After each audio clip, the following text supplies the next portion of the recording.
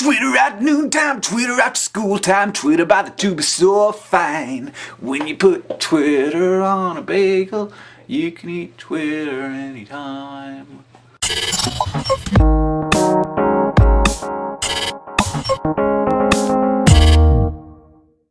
That's right, I want to talk to you about me, and I want to talk to you about Twitter, and I want to talk to me about Twitter too, because I'm confused. The idea of Twitter, there's a light. It's coming through the window.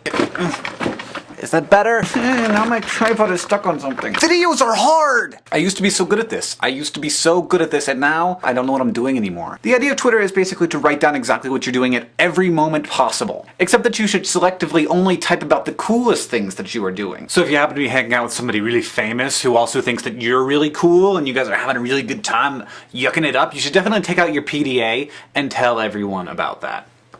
Like, I don't think anybody ever tweets their poops. I could tweet my poops. I think my doctor actually suggested that I tweet my poops. I'm so old. Note to people who are confused. Hank Green has a dysfunctional colon. Twitter. EcoGeek. Password. Here's a funny thing about me. When I'm typing my password, I don't actually think the name of my password in my head like I used to. But one day I realized that maybe if there was a mind reader around, he could read my mind while I was typing, so now I type my password and I think the word password. I think it's best to play it safe. My doctor says I should probably tweet my poops. And now it's on Twitter, and now everybody that follows me knows that. That, my friends, is a killer application of Web 2.0. Oh my god, how lame. The light is back!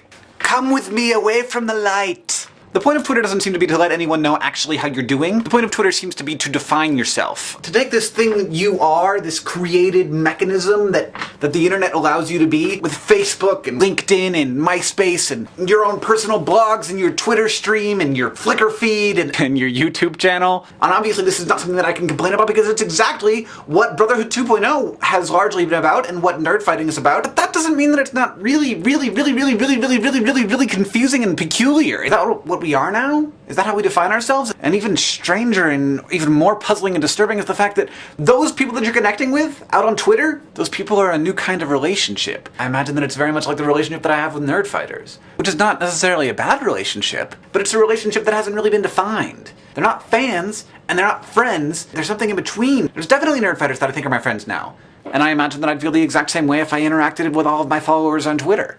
It obviously serves a purpose. It serves a purpose for the Twitterer, or the vlogger, or the blogger. You get this interaction with people who value your humor and your perspectives and your ideas, and there really is nothing more important than having people value your ideas in this society.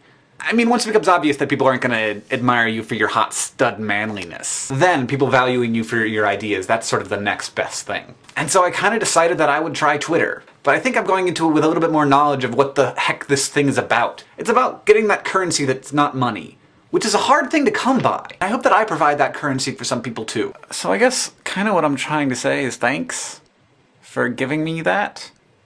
And if you want to follow me on Twitter, I think I'm going to be on there. The Slaughterhouse 5 Blurring Book Club is complete! Go to nerdfighters.com right now. All of the submissions are in the forum. Try and figure out which ones are your favorites and put them in the new forum post, which I've just posted. The new Blurring Book Club book is going postal by Terry Pratchett. And that's all. For now. Bye. Today's question of the day is, what is the weirdest thing you would do for $1?